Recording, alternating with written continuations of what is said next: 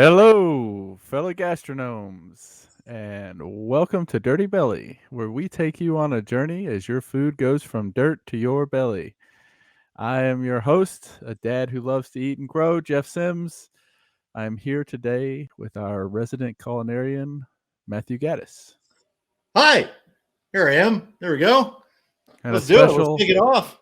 special shout out to the ghost with the mostest, Mr. Will Gray. Don't say his name 3 times, he'll show up. Will Gray, Will Gray, Will Gray. No! Don't do Fuck. that. He's gonna pop up in the corner or something. Oh, I tried. This isn't gonna be good. And this week we are taking a deep dive into the films of the Coen brothers and Wes Anderson. Not really, no. But we love those movies, right? Somebody in chat said Big Lebowski is their favorite movie of all time, and The Royal Tenenbaums is essential. Jamie Rosex. Yeah, you're not wrong about that.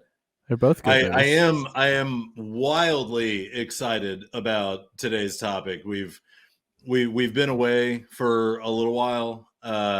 Literally, I have both been on offset vacations, and I'm so excited to catch up and do a little dive into what we've been up to. So I'm very excited to be back.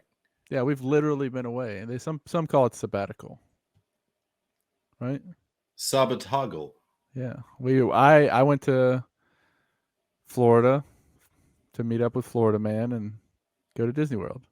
And do you mean Ron DeSantis? You met up with Ron DeSantis? No, that's not Florida Man. Florida, he doesn't wrestle alligators. Florida Man wrestles alligators. Florida Man is the guy that has no shirt on and no shoes in the local Publix. That's Florida Man. Okay. Though they have a law down there where, anytime someone commits a crime, it has to be put into the paper or whatever. It has to be released like a news bulletin or like a press release or whatever. But they can't release the people's names, so all the stories are like Florida Man does something dumb. So hell yeah, I'm sure you know the meme Florida Man. Oh yeah. Where did you go, Matt? I went to Washington D.C. With my dear beloved, and I'm not gonna lie, man, that was one of the best trips I've ever taken in my life. Between DC and the educational things that we did between the museums and everything, and just getting to absolutely fuck around in like super dope neighborhoods and experience the local culture. That was one of the best trips I've ever taken. Just absolutely mind blowing. We'll get into to details later, but yeah, a real ace of a vacation.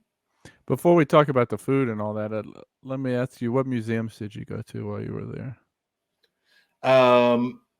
So to forgive y'all of the ridiculous story of how we failed upwards into the best museums ever, we ended up doing the American History Museum. We went to the Hirshhorn Modern Art Gallery, which was the best museum I've ever been to. It was absolutely unbelievable. We went to Natural History, the American Holocaust Remembrance Museum. That was beautiful. I think I'm sure I'm forgetting something, but those were the highlights as far as museums go. And if I can shout out at all, the Hirshhorn. Sledge is keeping me honest here. We went to the Spy Museum as well. Nice. I've heard that one's cool. I've been to the Holocaust Museum. It's incredibly somber. It is. It's really well put together. It's very powerful. The room with the shoes really got me. That exhibit was actually not on display. No, okay. They took it out for like the summer heat and the light, because that it fucks with all the artifacts. So yeah, we missed out on that. The Spy Museum was like, everyone that told me that the Spy Museum was the best thing to do, I'm questioning whether they actually did it. Like I don't think it was a waste of money, but it was basically a children's museum with too many families, and it was a little whack. My favorite museum when I went to DC was actually the adjunct facility for the Air and Space. You have to drive like 45 minutes out of DC, or it's probably more with traffic, but Yeah, it's at the I think the Reagan Airport. I don't know what the airport's called out there, but not the it's main probably airport. It's the other it's airport. 45 minutes is probably Dulles. Yeah, maybe it's Dulles, but they had some pretty cool stuff out there, including one of the space shuttles, and then the Enola Gay, which if you're into World War II history, you probably know what that is. Pretty eerie Yeah, to fuck see. yeah. The Wright flyer is there too, which was I thought that would be at the main one, but it was actually at the adjunct. Yeah, that I'll tell you, for anybody that's interested in going to DC, for the love of God, go to the Hirshhorn Modern Art Museum. It was the most interesting, engaging, entertaining museum I've ever been into. Like they're just it's unbelievable. Photography and video installations, and we went to the Yayoi Kosama exhibit. She was the one that invented the infinity room, like the mirror room. Yeah, it was bananas. that sounds awesome. And you went to a restaurant you used to work for while you were there, right? You drove up to Virginia, is that right? I sure did. Are we getting into it? Because I got a lot to say about that place. Yeah, let's do your trip first, and we'll talk about all the places you ate. And Okay. Yeah, we'll start with the real showstopper. It was a place called Field and Maine, and I know the chat says no free shout outs, but fucking come and arrest me. I'm giving them a shout out. Uh, I worked for them about 5 years ago, helped open up the restaurant, and since then they have just gone leaps and bounds on their creativity and the beauty of their presentation and the flow of the kitchen, and everything is just unbelievable. It was my return to that restaurant was one of the most important meals I've ever had. So I'll give the quick rundown. I think Will's got some photos. If it works out, great. If not, just enjoy the description. We did the tasting menu, had a hearth roasted beet and strawberry salad with goat cheese and pickled mustard seeds. That was super chill. It opened up with the hearth fire, which is fantastic. Did sort of the last gasp of spring into early summer. So we had a dish with morel mushrooms, snap peas, asparagus tips, one of the most beautiful coulis I've ever had in my life, a spring pea coulis, and pea tendrils on top. Unstoppable. They gave us an intermezzo, and normally an intermezzo in a dinner is like a sorbet or something to cleanse the palate. For us, our intermezzo was a cheeseburger with bacon jam and caramelized onions and Kewpie mayonnaise and just all the beautiful things. We had a bread service with hearth fired sourdough, which was the same exact sourdough that we've been using since I was there. Had another. Uh, sorry, I'm losing my words. Had another course that was added on, which is the cream corn bread pudding. It's the only menu item that is still on that menu since day one, and that was my recipe. So that's definitely a big ego stroke for me. Like, that's and cool. it's yeah, they sent that out to me, and it was incredible. Uh, Entree was a grilled swordfish, blistered tomatoes, summer squash, and the most unbelievable Fresno aioli on the time of it. And it was that was absolutely fantastic. And then the dessert was a frozen yogurt mousse, rhubarb gel, and strawberry consomme. I know that's a lot of wild words, but it was a very tight small acidic dessert to finish off a gigantic heavy meal. So a perfect ending note. So yeah, I can't say enough. It was an unbelievable meal. It really like kind of reframed how I want to approach food at this moment in my life, and not a lot of meals do that. You don't usually get that sort of vibe. Oh, it's cool, and, how extra special was it because you used to work there? Like, what did that add to it outside of the bread pudding that you put on the menu? It meant a lot. Like I went in and I immediately, of course, saw the aesthetic improvements they had made to the restaurant.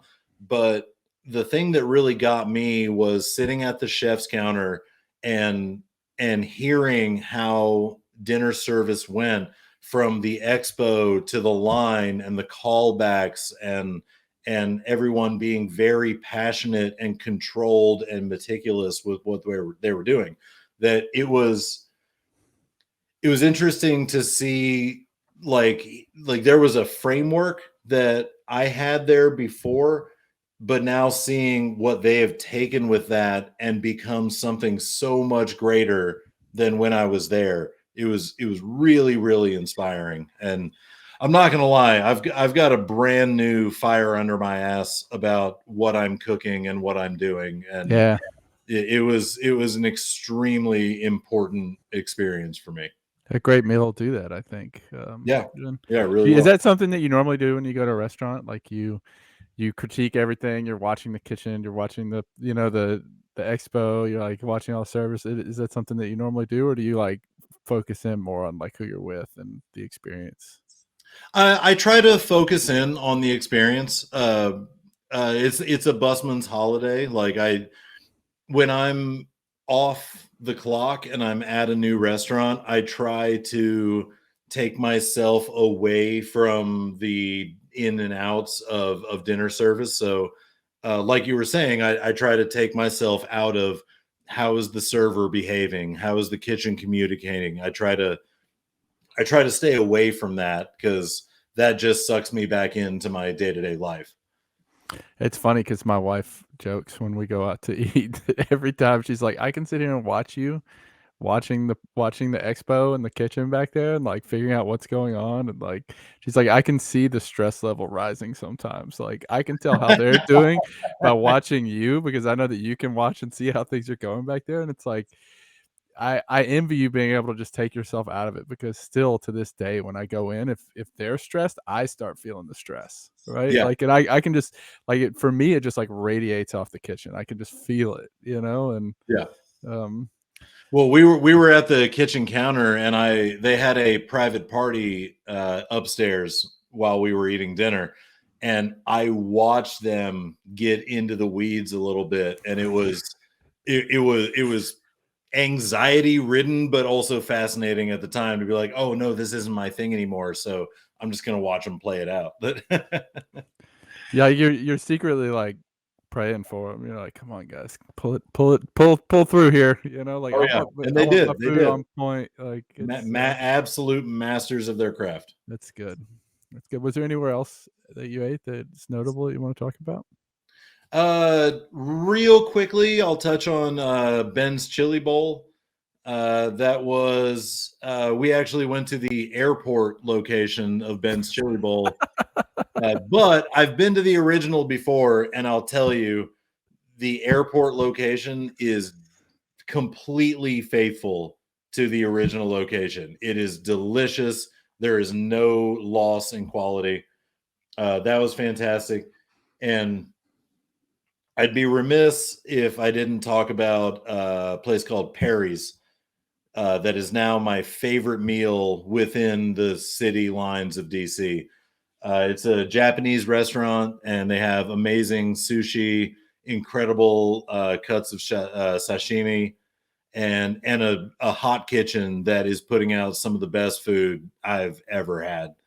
One of my favorite dishes ever is an okonomiyaki, and they had an adorable little heart shaped okonomiyaki that was covered in black garlic aioli and all the fixins, and it just completely annihilated my taste buds. Like that is the new number one spot in Washington D.C. Everybody go to Perry's. Everybody go to Perry's. So, Field in Maine, is that Michelin 1 star? Is that right? It is not. It has not been recognized by Michelin Okay. yet. I think it's in their future, if not a Bib Gourmand. I How think far away from DC is it? it's about a 45-minute drive due west. Yeah. Maybe, I don't know. Sometimes when you get a little further out, it becomes a lot harder to get that recognition. It Um, definitely does, but you also in that exact area have a place called the Inn at Little Washington that that's is kind of an a exception, though. star and is 3 Michelin stars. Yeah, well, yeah, but that's So what I'm saying. Like, it's an exception because it's a 3 Michelin starred experience. You know what I yeah, mean? It's but like, they're out there. They're looking. They're yeah, looking. that's true. He was well known. He was very well known before he made that restaurant, though. Patrick O'Connell Yeah. is the chef of that restaurant, and he's been fostering the Inn at Little Washington for a long time, and I know a good number of their chefs. They are well deserved for those stars. Like they really earned it. Well, it sounds Anyway, like you had a great trip. dude, yeah, I've talked myself. I've talked myself hoarse. How was your trip? What did you enjoy? Give me some food highlights.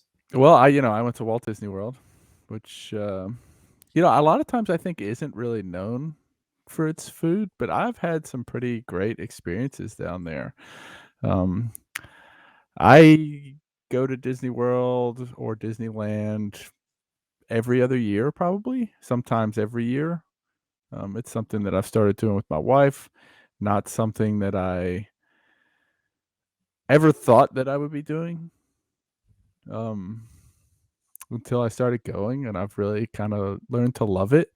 But you know what? There is some really good food to be had down there if you know where to look. The first really great meal I had was actually in one of the theme parks at a restaurant called Tiffin's at Animal Kingdom theme park, which is the theme park where they took Everglade and they turned it into an African savanna. Yeah. And like they have cheetahs and giraffes and elephants and stuff there and some cool roller coasters. But this place is called Tiffin's. And it's kind of African Pan Asian cuisine.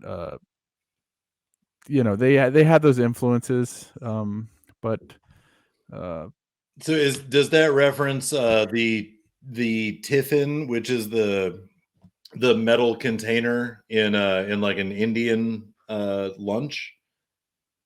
I'm gonna say yes. I don't know, but that sounds great because Okay. you say Indian. Well, the dish that I got there is the same dish I got there last time I was at Disney World. It was so good that I was like, we have to go back to this restaurant because I want to eat the same dish again. I got the butter chicken, which is airline chicken breast Yep. made with the special butter chicken sauce that was handed. They got the chef that started that restaurant. He got that recipe from his grandmother for the sauce, and it's the best butter chicken I've ever had in my life. The chicken is always cooked perfectly to where you're just like you're kind of suspect when you start eating it because it's so moist. So you're like, when I get next to the bone, is this going to be raw? Like, but no, Yeah. Yeah. Yeah. it's always all the way through.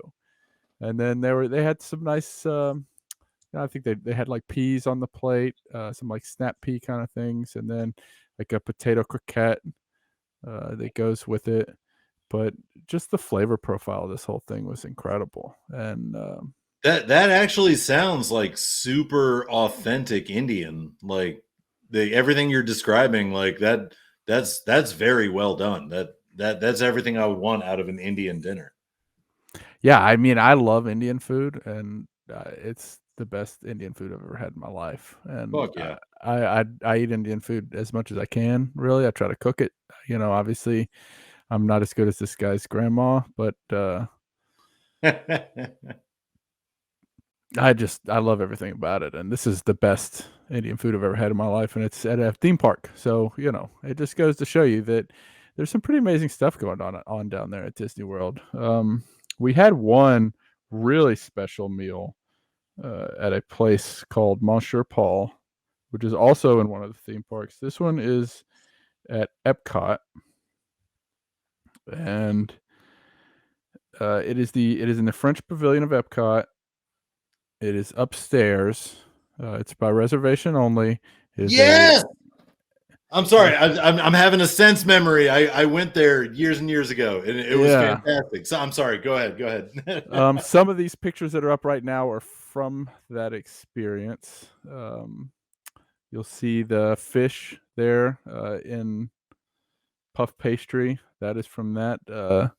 There's another piece of snapper with some potatoes on top. Let's see. I got my menu right here. We Oh, started out. I'm bad at our interface. I can't see the pictures. Yeah, I've I got gotta it pulled pull up that so I can see kind of what we're talking about here. But up. Okay. we had an amuse bouche to start out. Every course is served with a cocktail.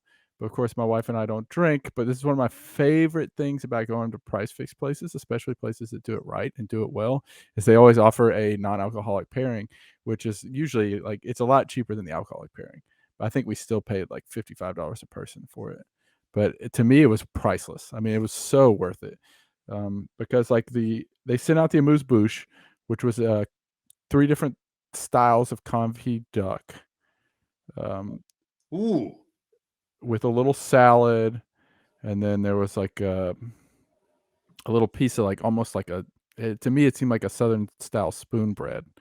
Um, and it came with a cocktail that was made of raspberry coulis, apple juice, and I think cinnamon. And it was like almost like the apple juice I think was sparkling because it was meant to replace the champagne that everybody else was getting, Yeah. and it was really fantastic. And then for the appetizer, I had a mussel saffron soup, which you will see up here. The green soup is the mussel saffron soup, which was fantastic. I loved it. I love mussels and and saffron. Uh, and this is one of those dishes that you see a lot of times at Price Fix where they'll put it together on your table. They bought me a bowl full of mussels, and then she came up and like sprinkled saffron on, and then poured the soup on top of that, which was really kind of neat as well. My wife got the escargot.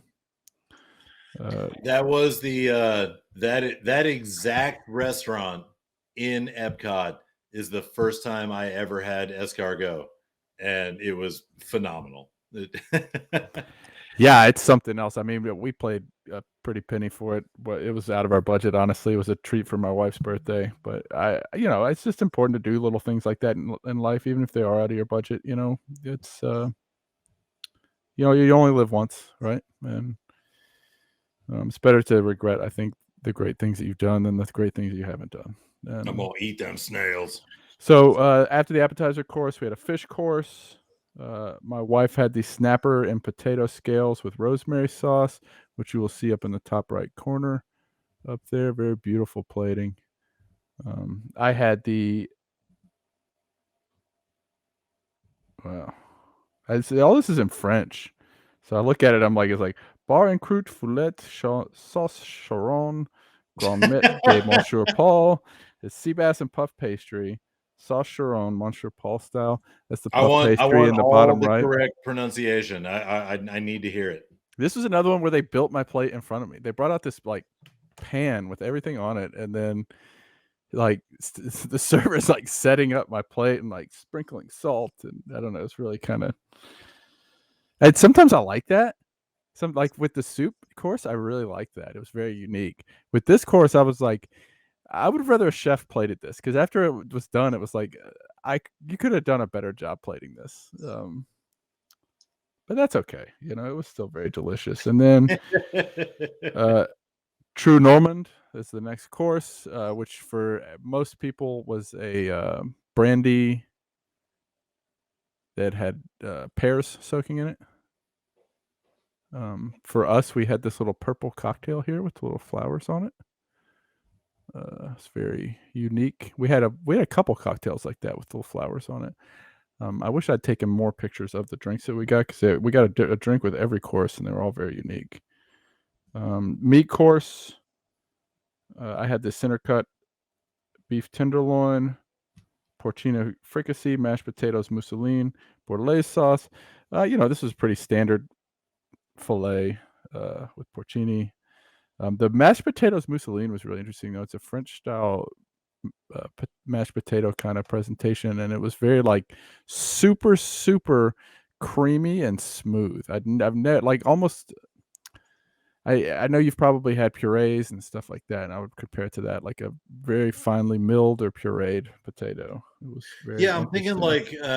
like what I'm thinking is like an aligo that is super cheesy, but you're telling me that it was like a very creamy situation. So like with an aligo, what I assume is like 50% potato and cheese, but what you're describing is like a super creamy, almost liquid Yeah, potato. and a lot of times when people try to do something like this, it gets really I don't know, the starch kind of clings it all together, and it gets really sticky and clingy and almost like Yeah, stringy, yeah, yeah. but this was like would just like if you tried to pick it up with a fork, it would fall through the fork. You know what I mean? Like you Okay. had to eat it with a spoon. Um, like they had to serve it in a bowl on the side because it was not plate. It would just, you know what I mean? Jesus. I can only get so turned on, man. God Yeah. damn. Uh, my wife, she actually got the chicken dish, which in hindsight I wish I'd gotten. Is a chicken fricassee with morels, rice pilaf with vegetables and black truffles. Very delicious, fresh black truffles. They had morels. They had morels in Disney World. Yeah, and it was very Jesus. delicious. Yeah, I snuck a couple morels off her plate, and it was it had the truffles, but the truffles weren't overpowering. And uh, just a very chicken was cooked perfectly. Very good dish. And then there was a cheese course. Several different types of French cheeses. They had a blue cheese that I just really loved. I wish I'd gotten the name of it, but it was so creamy and it had the blue flavor. But a lot of times, blue is just like oh, you know what I mean. But it was just like the perfect amount of blue. I guess I don't know. Yeah. They asked me what my favorite cheese was. Normally, I would never say the blue, but that's definitely what it was. For dinner, my wife had the Sphere de chocolat à la glace à chocolate, sauce tiède au chocolat et cognac. Of course, they made it without the cognac, um, which we wouldn't have minded that, but we don't want alcoholic drinks. A little bit in the food is fine. Fair enough. But it's a date almond cake, chocolate cream, hazelnut biscuit, chocolate ice cream, warm chocolate cognac sauce. Uh, this is one of the ones where they bring you it has like the chocolate dome over the top, and then they take the sauce and like crisscross it, and it like opens up. It's Oh, and kind it of neat. melts. Yeah, Yeah. it was pretty neat.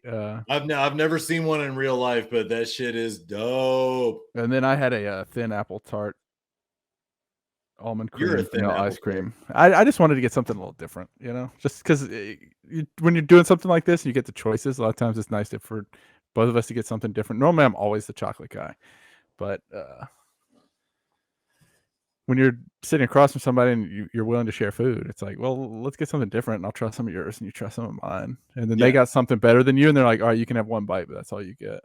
And you're like, That oh that dude, man, that's why I was so stoked about the very light dessert at Field and Main with the like the buttermilk frozen yogurt situation and the strawberry coulis. Like it was very light. It was a little bitter. Like I don't want a pound of chocolate after I've just had 10 courses of savory food. Like I want something that's gonna refresh me and get me ready to continue with my day. the other really notable meal that I had at Disney World was actually at Disney Springs, which is like their little shopping area. It's not at the theme parks. It's a lot of really great restaurants there. I went to Jaleo by Jose Andres, which is a Spanish style tapas style restaurant. Yo, there's a Haleo in Disney Springs. Yeah, and oh man, what a great meal! Nice. We ordered so much stuff. That's what I love about tapas is it's like they bring it out in like things for everybody to share, and it's like, oh, I'll order these 3 things, and you order these 3 things, and you order these 3 things. The next thing you know, you got like they just fill the whole table with food, and you eat it all, and they bring more food, and you eat all that, and they bring more food, and you eat all that, and then you're like, should we have dessert? Why not? Right? We're gonna share it, and then you get the bill, and you're like, what have we done? This is ridiculous. What have we done here? Um, Yeah, we walked by Haleo on our way to a different dinner in DC because Jose Andres has a huge presence in DC. So it was we walked by his Chinese place, we walked by Haleo, we walked by Bazaar. The only one I wanted to go to was Minibar, but that's little pricey, so we didn't look into that. But yeah, that guy has such a huge presence. I didn't know he had something in Disney Springs. That's wild. No, yeah, there's some really great restaurants right there. There's a Chef Morimoto's there too. Looking at these, Cool. Will has put up another thing of pictures here. So if we're looking at these pictures here on the top left, you'll see merguez stuffed medieval dates. Which was served on top of a hummus, and that was at the original place, Tiffin's. That was the appetizer we got there. Moroccan lamb merguez, bacon hummus, olives, golden raisins, harissa vinaigrette, and a couple Indian style breads there. The picture directly to the right of that is the chicken dish that I was talking about, the buttered chicken. Very cool plating on that one. There's the dessert to the right of that is the dessert that we had at Haleo. My favorite dessert of the trip. I wish I could remember what it was called right now. I took terrible notes, guys. I'm so sorry.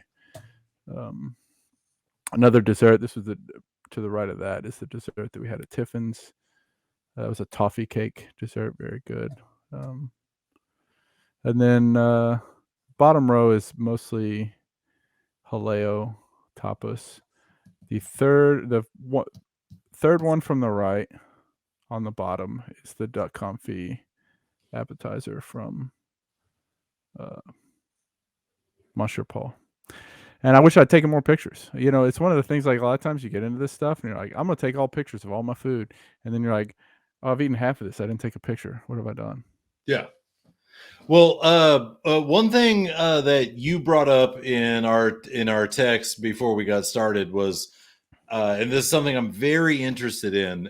How do you, since we were both on vacation, how do you decide on a new restaurant when you're in a new city or in a tourist location? Like, I know my criteria, and we can come back to that. But for you, what do you do when you're going to a new place and you want to find somewhere to eat and you just don't have a reference? Like, how do you go about that?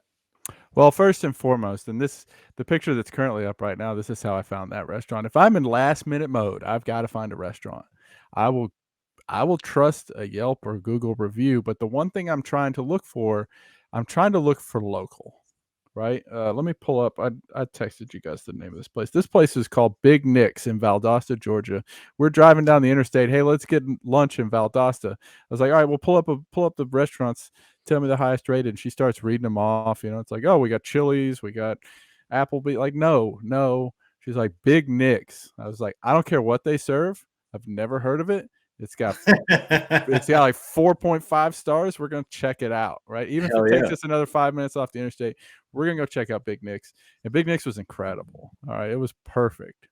Um, Everything was so well seasoned, but it's like look for local places. I think if you can, and especially in like a last minute type situation, look for a highly rated local place because you can eat at Chili's at your own hometown. You can eat at Olive Garden or whatever you like. You can eat that at home, right? We got Olive Garden at home. Right? Let's go somewhere that I'll probably never get to go to Big Nick's again, but I'm glad I did. Sure. What about you? What your first go to when you're trying to pick a place to eat in a new town?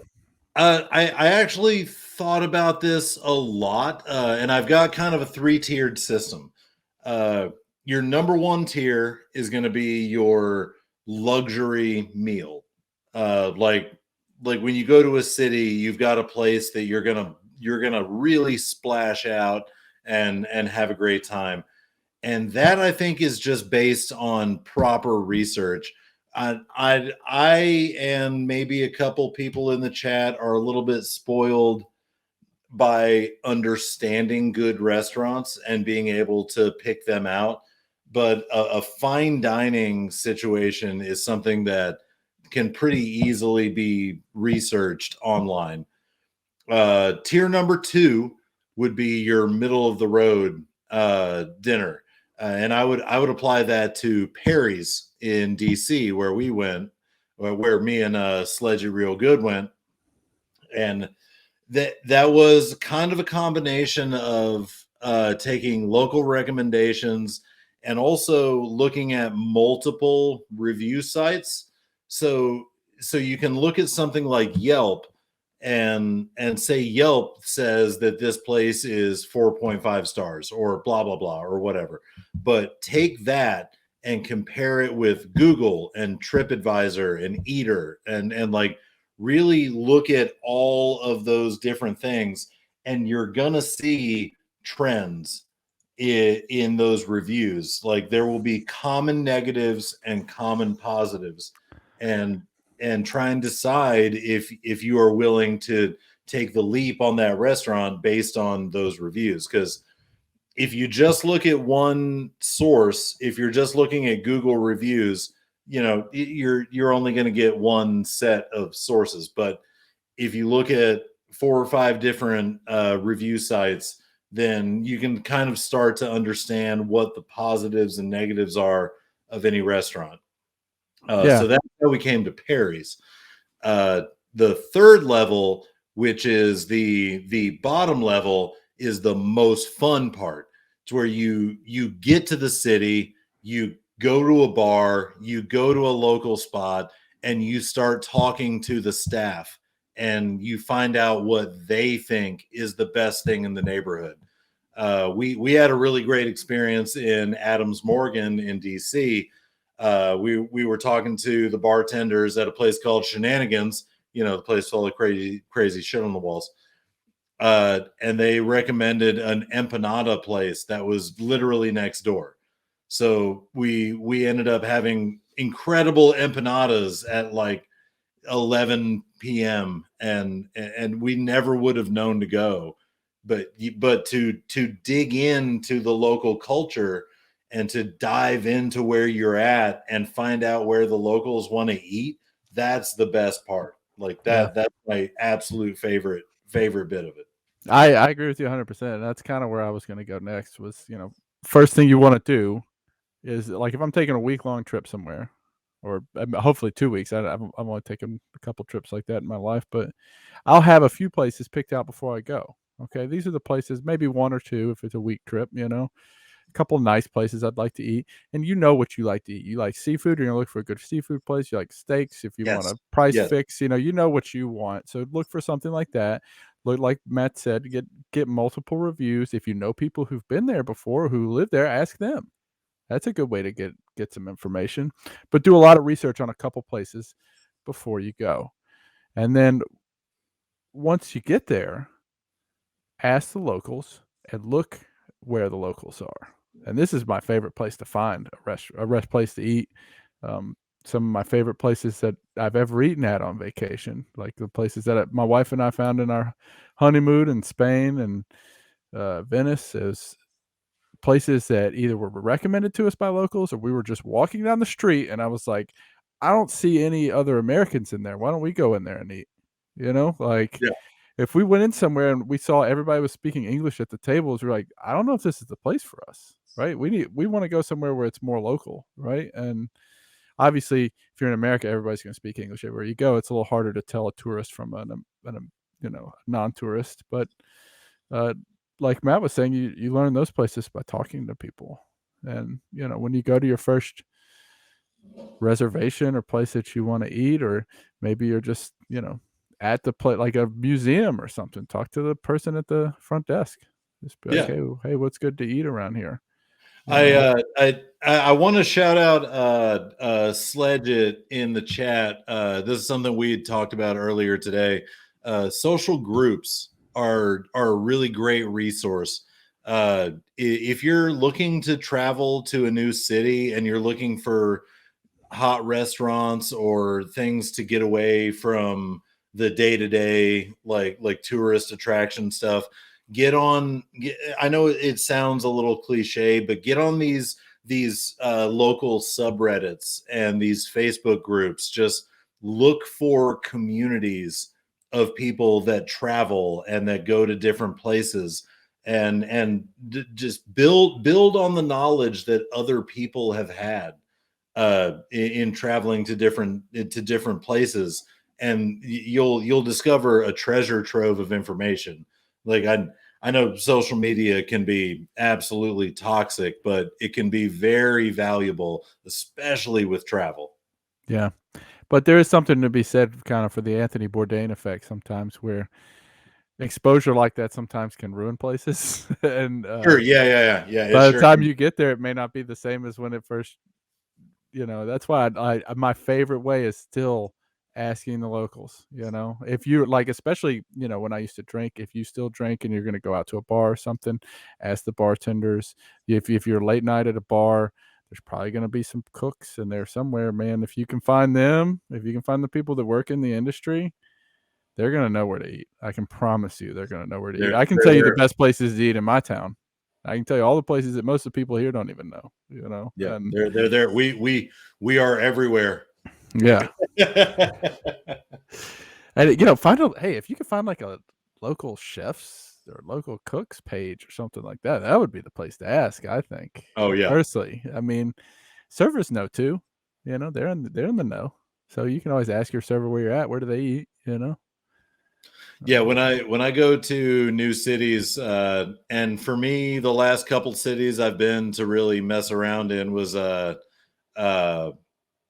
Austin and DC, and both places I've been very very able to ask like where are the chefs at, like where are we partying, like where's the after hours thing, like where's the fun little gastronomic bit that no one else is going to know about.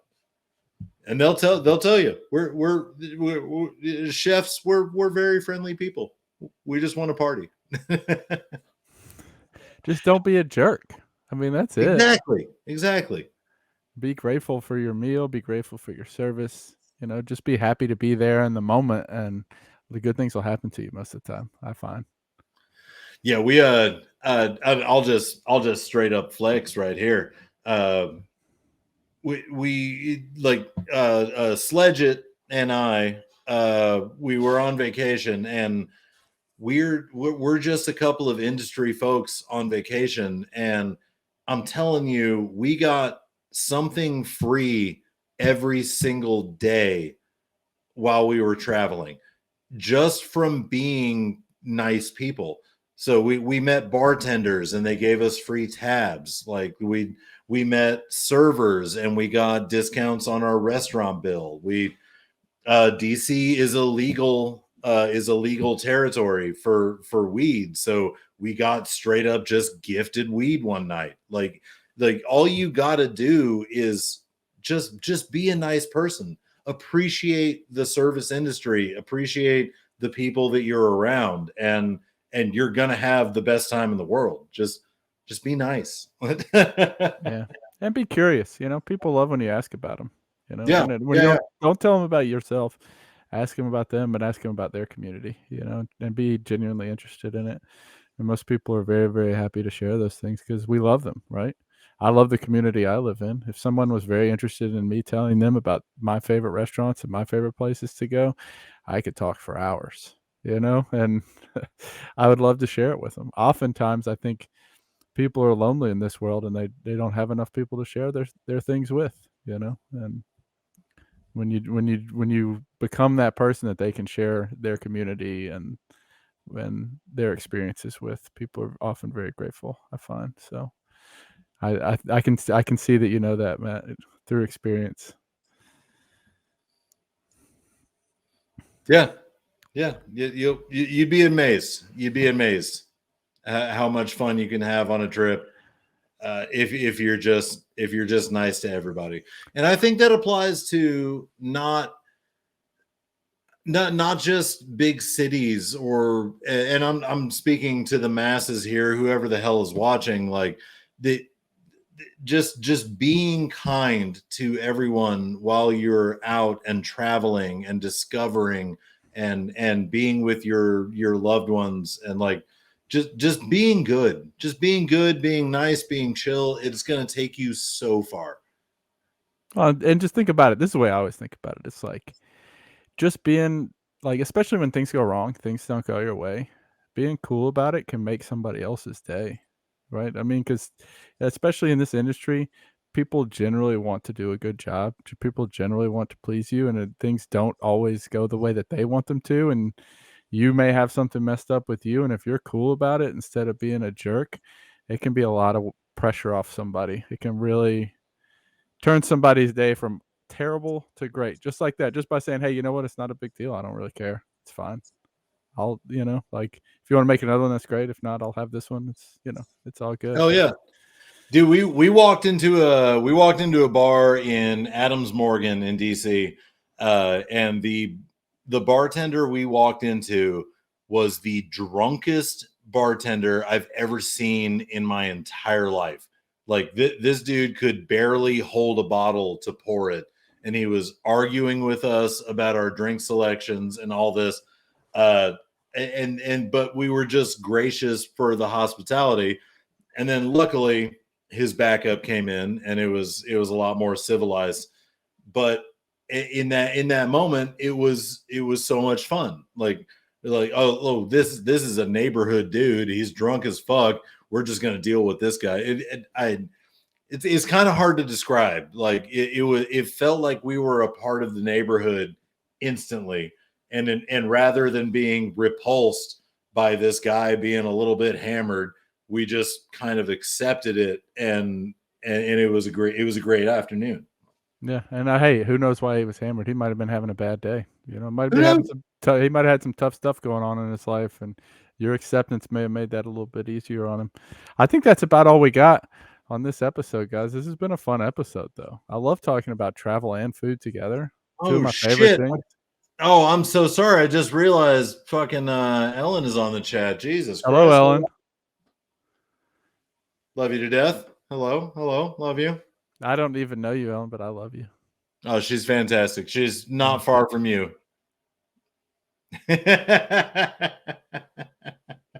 Everybody's very excited. Yes, slay queen. I was talking to you, Matt. Oh, me slay. There you go. There you go. I saw your poll, Will, out there in the ether, and I don't care what the poll says. Corn tortillas are still cornbread. Okay, I don't care. You may have tried to slip that in on me like I wouldn't notice, but I noticed, and I don't care what the poll says. You probably rigged that anyway, right? I know how this game works. What should we talk about next week, Matt? You got any ideas? Oh, next week. Are we gonna come back on Wednesday? What's your work look like? Yeah, I'm off. Yeah, I'm good. I'm good Tuesday and Wednesday. Let's do it Wednesday. Everybody Yeah. tune in. Everybody on the chat. I know I'm just distracting right now, but Wednesday at 9, and I can't Wednesday do at my 9. shout outs, Will, because I don't know what they are. Let's So fucking go. No, Ellen, we're not talking about Korean barbecue. It's the only thing you ever talk about. We're not doing it. At least not for now.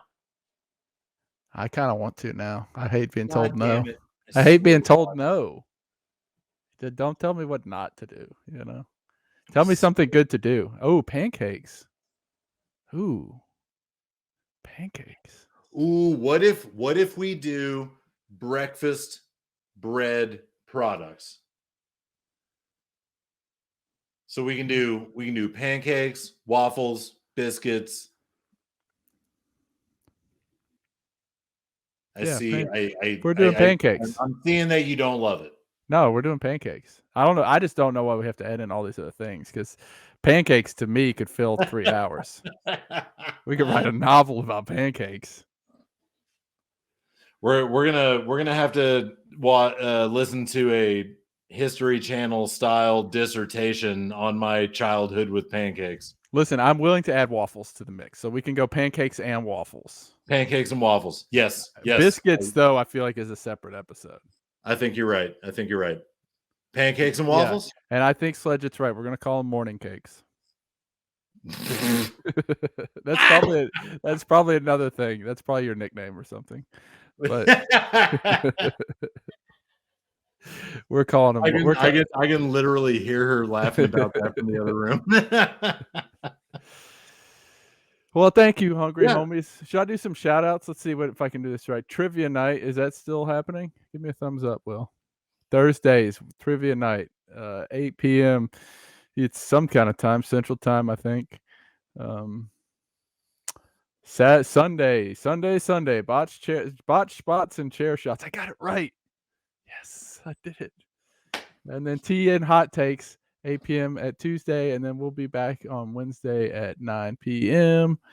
All that on Rivet City Radio. I've heard there's a bunch of new stuff also on here, but I'm out of the loop because I've been out of town, so I don't know. But next week I'll have that info for you.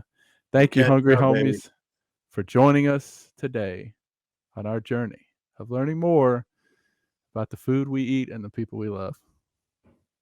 I love you, and I love your bellies. I do. We do love you. Why not? Still haven't gotten a single belly pic. So life's too short not to love each other. So send me your belly. Yep. Do it. Should I show the belly right now? Yes. I feel like I should. You don't have to ask. I feel like that's a belly. Yeah.